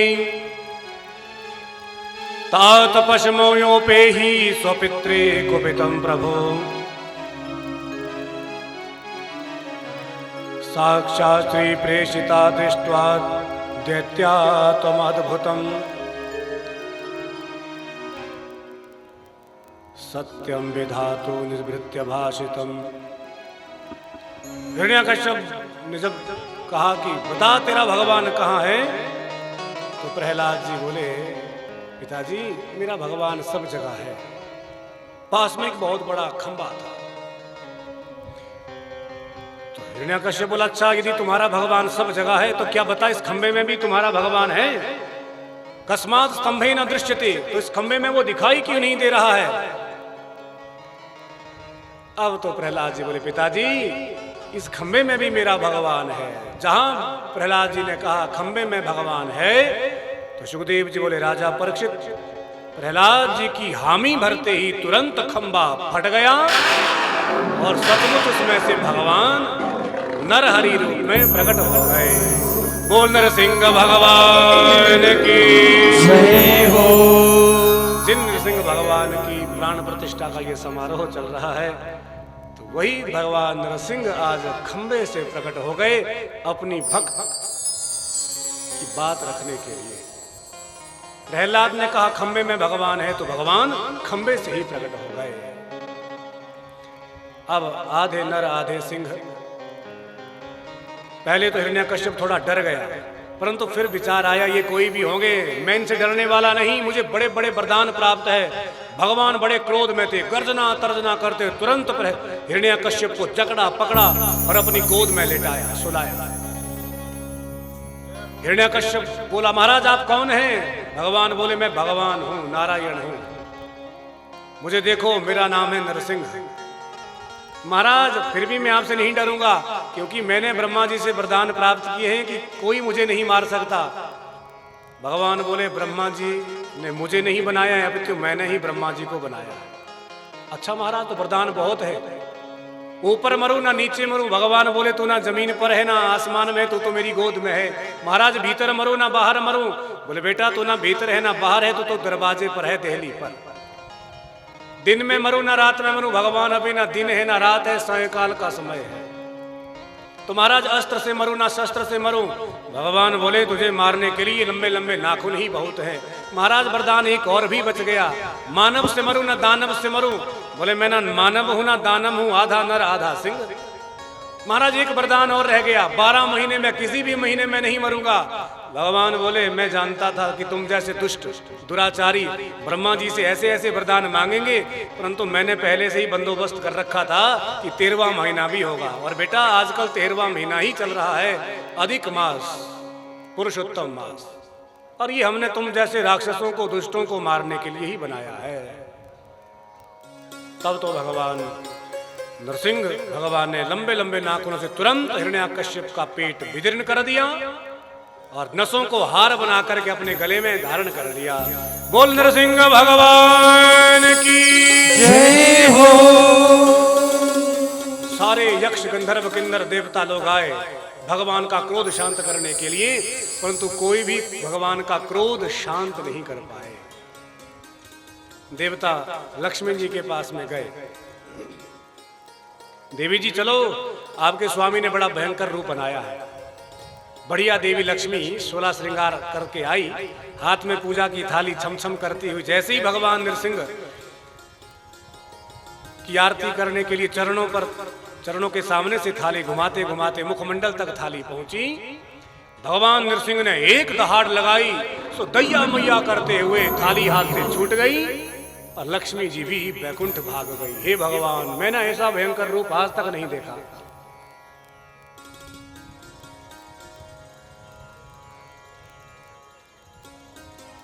ये देखो नरसिंह लीला हो रही है।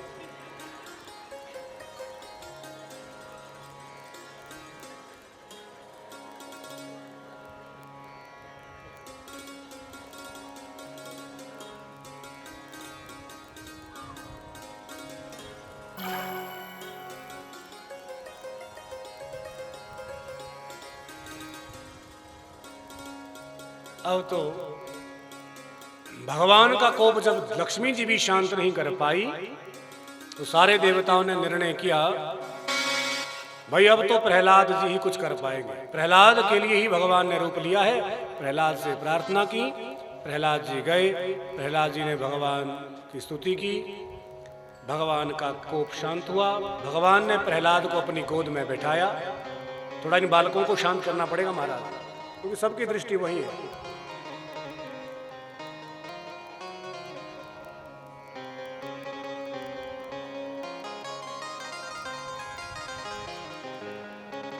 कथा की एक मर्यादा होती है, श्रोता वक्ता का जब तारतम्य टूट जाता है तो कथा का कोई मतलब नहीं रह जाता।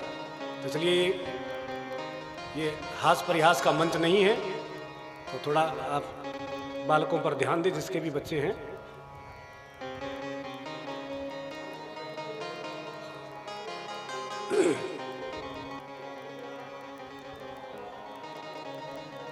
तो प्रहलाद जी ने भगवान से कहा कि प्रभु बस मैं आपसे केवल एक ही बात चाहता हूं, अभी अभी मेरे पिता की मृत्यु आपके हाथों से हुई है, उनको नरक में ना जाना पड़े। बहुत पाप कर्म किए हैं उन्होंने। भगवान मुस्कुराए और बोले बेटा प्रहलाद, जिस वंश में तुम्हारे जैसा मेरा भक्त पैदा होता है उसकी तो मैं 21 पीढ़ियां तार देता हूं। सप्तत्री सप्तत्री, 7 3 21, सीधा 21 नहीं कहा, सप्तत्री, 7 पीछे की, 7 आगे की और 7 माता के वंश। तो 7 3 21 पीढ़ियां भगवान तारते हैं, जिसमें भगवान का भक्त पैदा होता है। भगवान ने अपना कोप शांत किया और भगवान अपनी जिह्वा से प्रहलाद जी को, जैसे गाय बछड़े को चाटती है वैसे प्रहलाद जी को चाटा और एक मनवंतर का राज्य प्रदान किया। तो इसलिए भक्ति तो ध्रुव जी ने भी की, 5 वर्ष के ही थे, परंतु ध्रुव जी ने भगवान से मांगा सिंहासन तो 36,000 वर्ष का राजा बनाया। प्रहलाद जी ने कुछ मांगा नहीं तो फिर भी भगवान ने एक मनवंतर का राजा बनाया। तो इसी प्रकार से भगवान के मनवंतरों में अवतार होते रहते हैं। बोल नरसिंह भगवान की जय हो। ये तो भगवान का नरसिंह अवतार था। भगवान का हरि अवतार हाथी को बचाने के लिए हुआ। वामन अवतार भगवान का राजा बलि की यज्ञ में गए, 3 पैर भूमि मांगी, 2 ही पैरों में तीनों लोक नाप लिए। तो वामन अवतार भगवान का हुआ, मोहिनी अवतार हुआ, कच्छप अवतार हुआ, हरि अवतार हाथी को बचाने के लिए हुआ और राम जी का अवतार मर्यादा के रूप में संसार में सबको उपदेश देकर के भगवान राम जी ने अपनी मर्यादा का परिचय दिया। बोल रामचंद्र भगवान की जय हो। और सुखदेव जी कहते राजन, भगवान का कृष्ण अवतार यदुवंश में हुआ। तो राम जी का अवतार तो हुआ चंद्रवंश में और कृष्ण का अवतार हुआ सूर्यवंश में। चंद्रवंश में कृष्ण का अवतार हुआ, सूर्यवंश में भगवान चंद्रमा का अवतार हुआ। तो कथा तो बहुत लंबी है पर समय भी कुछ हो चुका है, 1 मिनट शेष रह गया। और थोड़ा सा ये पंखे से थोड़ा हवा भी कम कर दो महाराज, बंद कर दो इसको। ये गला भी पंखे से ही बैठ गया, बोल बोल के हवा आ रही है तो थोड़ा गर्मी भी थी तो थोड़ा गला भी बैठ गया। तो अब आइए 2 मिनट में भगवान कृष्ण का जन्म कर देते हैं, क्योंकि कृष्ण की लीला भगवान ही जाने। तो यदुवंश में भगवान का जन्म हुआ। ये उस समय की बात है, सुखदेव जी कह रहे हैं जब वसुदेव जी का विवाह देवकी के साथ में हो रहा था। देवकी कंस की चचेरी बहन है। कंस बड़ा दुष्ट दुराचारी पापी है, सब प्रजा उससे डरती है। परंतु कंस ने आज सोचा भाई बहन का विवाह हो रहा है तो क्यों ना अपने हाथों से इसका रथ चलाऊं। रथ चलाने लगा, आंसू बहाने लगा। सारी प्रजा ने जब देखा भाई कंस तो बड़ा धर्मात्मा है, देखो आंसू बहा रहा है। उसी समय आकाशवाणी हुई। आकाशवाणी देवताओं ने इसलिए की कि यदि प्रजा के मन में ये बात बैठ गई कि कंस धर्मात्मा है तो फिर भगवान इसको मारने के लिए प्रकट नहीं होंगे, अवतार नहीं लेंगे। तो इसलिए देवताओं ने आकाशवाणी कर दी। देवता बोले, पथि प्रग्रहिणम कंस मां भाष्याः शरीरवा अस्यास्त्वामष्टमो गर्भो हंतायां वसे बुधा। अरे पापी कंस, तुम जिस बहन की विदाई अपने हाथों से कर रहे हो उसी का 8वां लाल तुम्हारा होगा काल, इसलिए सावधान। अस्यास्त्वामष्टमो गर्भो हंतायां वसे बुधा। अब तुम्हारा सारा प्रेम प्यार भूल गया, घोड़ों की लगाम छोड़ी, रथ से नीचे कूदा, तलवार निकाली, देवकी को केशों से पकड़ा और मारने के लिए तैयार हो गया। वसुदेव ने रोका, भैया क्या कर रहे हो, तुम मेरे मित्र हो। मृत्युर्जन्म बताओ वीर देहेन सहजायते अद्य वा वशतान्ते वा मृत्युर्वै प्राणिनां ध्रुवः। मित्र कंस, मृत्यु अटल है, आज नहीं कल तो मरना ही है, परंतु भैया फिर भी विवाह के समय में अपनी बहन को कोई नहीं मारता। छोटी बहन तो पुत्री के समान होती है, इसलिए यदि फिर भी तुमको भय है तो मैं वचन देता हूं, जब हमारा 8वां लाल होगा, पुत्र होगा, तुम उसे मार देना, तब तक हमको बंदी गृह में बंदी बना करके रखो। कंस बोला, भैया मित्र वसुदेव, ये तुमने बिल्कुल सही बात कही, चलो बंदी घर में चलो। दोनों को बंदी बनाया, कारागृह में डाला। कालांतर में 6 पुत्रों ने जन्म लिया। तो पहला बेटा जब प्रकट हुआ, पैदा हुआ, कीर्तिमंत नाम है, तो कंस को खबर दी। कंस आया, कंस ने कहा, भाई देखो इससे मुझे कोई खतरा नहीं, ये तो पहला है, मुझे तो खतरा 8वें से है। नारद जी आए, एक 8 पंखुड़ियों वाला कमल का पुष्प निकाला, एक पंखुड़ी पकड़ी, वहां से गिनवाई तो जो अंतिम थी वो 8वीं आई, अगली पंखुड़ी पकड़वाई, वहां से गिना तो जो छोड़ी वो 8वीं आई। महाराज क्या मतलब है? नारद जी बोले, भैया पहला 8वां भी हो सकता है और 8वां पहला भी, इसलिए खतरा मत उठाओ, मार दो।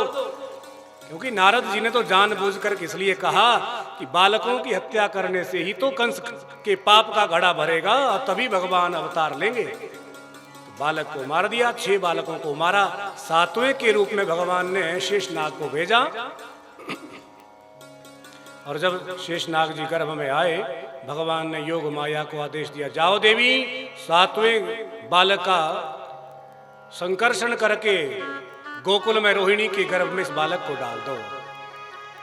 तो राजा को सूचना दी, महाराज 7वें का गर्भपात हो गया। बोले बहुत बढ़िया हुआ, अपने आप मर गया। अब 8वें के रूप में भगवान आने वाले हैं। तो सारे परकर को बैकुंठ में भगवान कहते हैं, भाई चलो अब हम लीला करने के लिए ब्रजमंडल में जा रहे हैं, जिस जिसको चलना है सब चलो। तब तो सारे भगवान का परिकर, सारा परिकर ब्रजमंडल में आया। यत्र तत्र ब्रजवासियों की पत्नियों के गर्भ में बैठ गए। भगवान भी आए, मां देवकी के गर्भ में प्रवेश हुए। देवताओं ने गर्भ में भगवान का स्वागत गान किया। और महाराज 9 महीने बाद भादो कृष्ण अष्टमी अर्धरात्रि उन्मान शुभ नक्षत्र सुयोग अति प्रकट हुए भगवान।